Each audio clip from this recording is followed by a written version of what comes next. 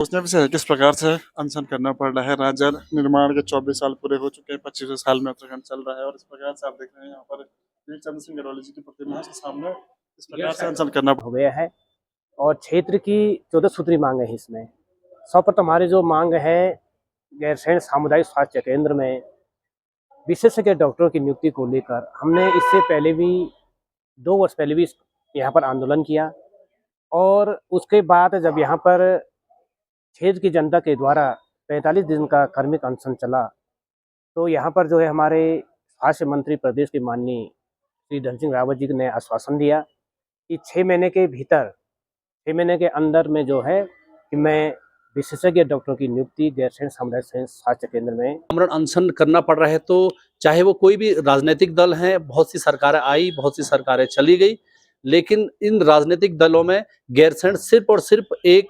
चुनावी स्टंट रह गया, चुनावी मुद्दा बन के रह गया। केवल गैरसैंण के नाम पे सभी दलों ने यहाँ पर राजनीति जरूर की है, लेकिन विकास के नाम पे आज ऐसे आमरण अनशन करना पड़।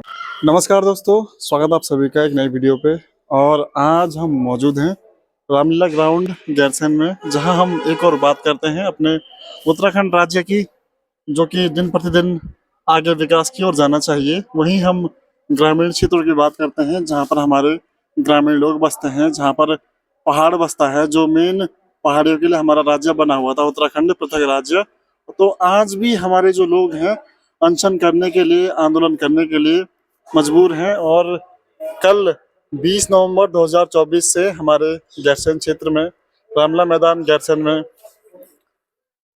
इस प्रकार से हमारे नगर के लोग अनशन करने के लिए मजबूर हैं। और 14 सूत्रीय मांगों को लेकर इस बार ये अनशन रहने वाला है और कल से ये अनशन शुरू हो चुका है। और लंबे समय से जो लंबित मांगे हैं और जिनकी प्रतीक्षा हमारे लोगों को है कि भाई जल्दी यहाँ पर अस्पताल का काम हो, यहाँ पर फिजिशियन आए, सर्जन आए और अल्ट्रासाउंड हो, चाहे रोडें हैं, महाविद्यालय है, उच्चीकरण है, तो कई चीज़ें हैं, इनको लेकर अनशन शुरू हो चुका है। और आपको ले चलते हैं अनशन स्थल पर, किस प्रकार से मांगे रहने वाली है और कब तक ये अनशन रहने वाला है। तो जहाँ पर हमारे क्षेत्र की बात आती है, वहाँ पर किसी न किसी को आगे बढ़कर आवाज़ उठानी पड़ती है, आगे प्रणेता बनना पड़ता है। तो इसी क्रम में हमारे जो व्यापार संघ गैरसैंण के अध्यक्ष हैं श्री सुरेंद्र सिंह बिष्ट जी आज हमारे साथ मौजूद हैं अनशन स्थल पर, जो कि अनशन में बैठे हुए हैं कल से। तो किस प्रकार से रहने वाला है ये क्रम? सर्वप्रथम मैं हिमांशु पवार जी का बहुत बहुत धन्यवाद करूंगा, आपका यूट्यूब चैनल का।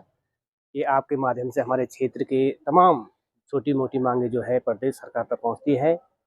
और हमारा जो यहाँ पर आमरण अनशन है, कल से यहाँ पर आमरण अनशन हो गया है और क्षेत्र की 14 सूत्री मांग है। इसमें सर्वप्रथम हमारी जो मांग है, गैरसैंण सामुदायिक स्वास्थ्य केंद्र में विशेषज्ञ डॉक्टरों की नियुक्ति को लेकर हमने इससे पहले भी 2 वर्ष पहले भी यहाँ पर आंदोलन किया और उसके बाद जब यहाँ पर क्षेत्र की जनता के द्वारा 45 दिन का कार्मिक अनशन चला तो यहाँ पर जो है हमारे स्वास्थ्य मंत्री प्रदेश के माननीय श्री धन सिंह रावत जी ने आश्वासन दिया कि 6 महीने के भीतर, 6 महीने के अंदर में जो है कि मैं विशेषज्ञ डॉक्टरों की नियुक्ति गैरसैंण सामुदायिक स्वास्थ्य केंद्र में नियुक्त कर दूंगा। लेकिन अभी तक वहाँ पर कोई भी विशेषज्ञ डॉक्टर, चाहे हमारे महिला रोग विशेषज्ञ हो, बाल रोग विशेषज्ञ हो, हड्डी रोग विशेषज्ञ हो, अल्ट्रासाउंड ऑपरेटर हो और नेत्र रोग विशेषज्ञ हो, अभी तक यहाँ पर किसी भी विशेषज्ञ डॉक्टर की तैनाती नहीं। और इस संबंध में हमने यहाँ पर जो है आमरण अनशन का निर्णय लिया है। और दूसरी मांग हमारी यहाँ पर ये है कि जो ये आवारा पशु हैं, जैसे नगर क्षेत्र के अंदर जो आवारा पशुओं की जो जनसंख्या है वो लगातार बढ़ती जा रही है। लगभग यहाँ पर 70 से 80 गाय यहाँ पर लोगों के द्वारा छोड़ी गई है। और उनके लिए हमारे सरकार से निवेदन है, नगर पंचायत से, तहसील से और श्रीमान जिलाधिकारी महोदय से हमारा निवेदन है कि उनके लिए गो सदन बने। अगर उनके लिए गो सदन बन जाता है तो हमारे नगर क्षेत्र के अंतर्गत 9-10 गांव आते हैं। उन गांवों की जो फसलों को नुकसान हो रहा है, खेती को जो नुकसान हो रहा है, उससे हमको जो है एक सुविधा मिलेगी। दूसरे में जो गाय हम पूजते हैं, हमारी गौ माता है, उसको हम हमेशा पूजते आए हैं हिंदू धर्म में। लेकिन आज वो गौ माता यहाँ पर जो है इतने परेशानी में है। इतने गंदगी जो हो रही है उनको उनके लिए चारा नहीं मिल पा रहा है, वो गंदगी ये पॉलीथीनों को खा रहे हैं। तो इससे भी जैसे एक जो है उन गायों के लिए भी एक सुविधा मिल जाएगी। और तीसरी मांग हमें लगातार 14 सूत्री मांगे हैं। तीसरी मांग हमारे यहाँ पर एक बार हमने यहाँ पर जो है ज्ञापन दिया है धारगेट से सोनारगांव कांडा और खाली तोक तक गैर खाली तोक तक जो रोड का हमने ज्ञापन दिया है, यहाँ से हमने शासन तक भेज दिया, लेकिन वहाँ से अभी तक उसकी कोई मंजूरी नहीं आई है। बाटाधार वाली रोड है हमारे धुनार घाट से बाटाधार तक, कई बार हमने उसके ज्ञापन दे क्षेत्र के जनता के द्वारा, वहाँ के लोगों के द्वारा हमने ज्ञापन दिया, लेकिन उसका भी कोई भी अभी तक उस पर भी कोई विचार विमर्श नहीं हुआ है। और महाविद्यालय गैरसैंण में MSc की कक्षाएं के संचालन के लिए इससे पहले भी हमने कई बार ज्ञापन दिया है। और वहाँ पर जो रोड जाती है, वहाँ पर जो सड़क जाती है, उसका डामरीकरण के लिए भी हमने कई बार ज्ञापन दिया, उसका भी कोई भी उसका समाधान नहीं हुआ है। जबकि मुख्यमंत्री की घोषणा में वो सड़क का मुख्यमंत्री की घोषणा हो चुकी है सड़क के लिए, अभी भी उसमें कोई निर्णय नहीं हुआ है। और जो मेहरगांव से पजाना खाल मोटर मार्ग का भी हमने इसमें एक मांग की हुई है, वहाँ के लोगों के द्वारा ये मांग उठाई जा रही है बार बार। और सेरा से नावली तुम्हारे वो क्या क्या है नावली सेरा से नावली आरू डाली और छपाली तक सड़क का निर्माण भी हमने जो है इसमें रखा हुआ है। और वहाँ के लोगों के द्वारा इस पहले भी इसमें ज्ञापन दिया गया है। सेरा रिखोली जागड़ी नेल कुमोली का डामरीकरण के संबंध में भी हमने कई बार एक्शन महोदय को भी हमने यहाँ पर ज्ञापन दिया है, और उसमें भी हमें आश्वासन मिला हुआ है। और इसके बाद जो है कि हमने फरकंडे और घंडियाल में उप स्वास्थ्य केंद्र के लिए एक मांग की हुई है, वहाँ के लोगों की भी मांग है, वो भी हमने इसमें जो है सरकार के लिए मांग की हुई है। और भराड़ीसैंण से चौड़ा सड़क निर्माण के भी इसमें एक मांग है।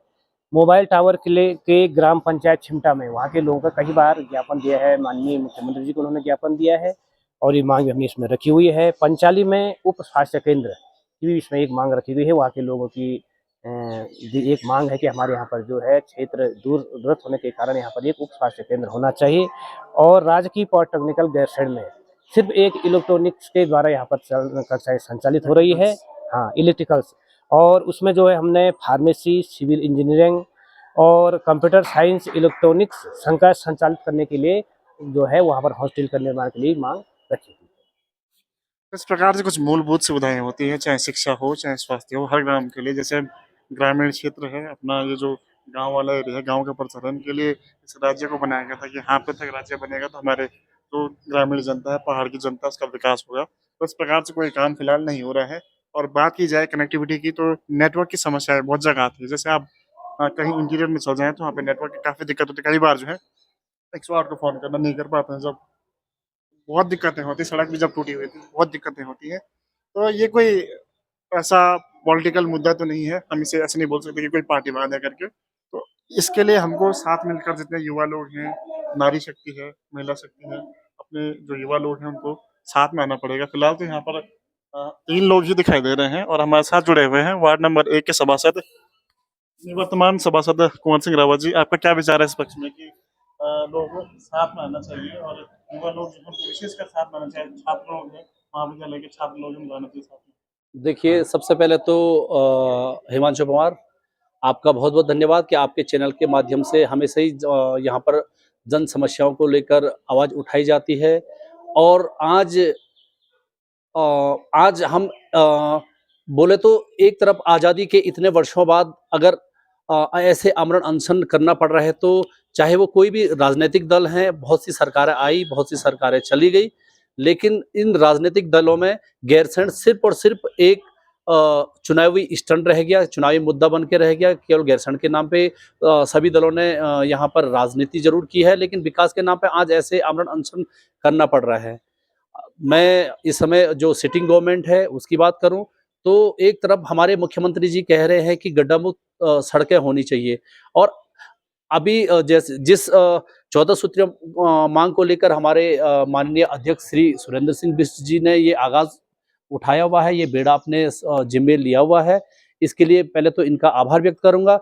और स्थानीय जनता को कहना चाहूँगा कि ये कोई राजनीतिक दल का एक मंच नहीं है। जैसे सुनने में आ रहा है कि कई लोग कह रहे हैं कि वो कांग्रेस पार्टी वाले हैं, वहाँ पे बीजेपी वाले हैं, तो ये कोई राजनीतिक दल का मुद्दा नहीं है। यहाँ पे सिर्फ गैरसैंण की जन समस्याओं को लेकर, गैरसैंण की पीड़ा को लेकर ये मंच बनाया गया है। और मैं तो सम्रान जनता, पूरे गैरसैंण ब्लॉक को नहीं बल्कि पूरे चमोली जिले को, क्योंकि आज गैरसैंण नाम से पूरे चमोली जिले का एक रीढ़ की हड्डी के तौर पर गैरसैंण को जाना जाता है।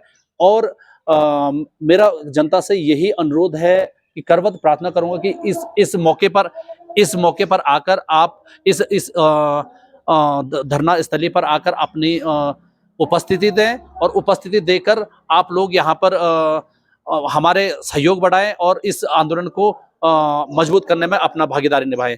और देखिए, जैसे जो हमारी 14 सूत्रीय मांग है, उसमें व्यक्तिगत कोई मांग नहीं है। उसमें स्वास्थ्य सुविधाओं को लेकर, सड़कों को लेकर, शिक्षा को लेकर, गैरसैंण में मुख्य जिनको आवारा पशु कहा गया है। देखिए, एक तरफ तो हम हिंदू धर्म की बात करते हैं, हमारी वर्तमान सरकार हिंदू धर्म के लिए बहुत बड़ी बड़ी जिम्मेदारियां ले रही है। आज जय श्री राम का नारा जरूर यहाँ पर लगा रहे हैं, लेकिन दूसरी तरफ उन्हीं लोगों में से देखिए कि टैग लगा हुआ है कानों पर टैग लगा हुआ है।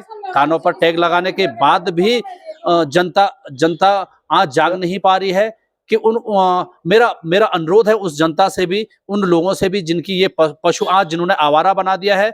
एक बिल्कुल जैसे बोलते हैं, हमारे इसमें बोलते हैं कि बिल्कुल एक चाइनीज आइटम बना के रख दिया है कि जब तक यूज हुआ जब तक उन्होंने दूध दिया, जब तक उन बैलों ने हल लगाए, आज वो बुढ़ापे में उनको ऐसे बाजार की ओर छोड़ दिया है। तो ये बहुत शर्मसार करने वाली बात है। विशेष तौर से हम जो हिंदू धर्म के लोग, आज हम अपने इन पशुओं को हमने आवारा घोषित कर दिया है। मैं उनसे एक बार पुनः निवेदन करना चाहूंगा कि ऐसे आप अपने पशुओं को आवारा ना बनाएं। धन्यवाद। तो वास्तव में सोचने विषय है किस प्रकार से अनशन करना पड़ रहा है। राज्य निर्माण के 24 साल पूरे हो चुके हैं, 25वें साल में उत्तराखंड चल रहा है, और इस प्रकार से आप देख रहे हैं यहाँ पर वीर चंद्र सिंह गढ़वाली जी की प्रतिमा के सामने इस प्रकार से अनशन करना पड़ रहा है। तो सोचने विषय है, आप लोगों को जुड़ना चाहिए, साथ में आना चाहिए इस मुहिम के साथ। और उम्मीद तो यही है कि सरकार सुने और जल्द मांगे पूरी हो और अनशन सफल हो। शुभकामनाएं आपको। धन्यवाद।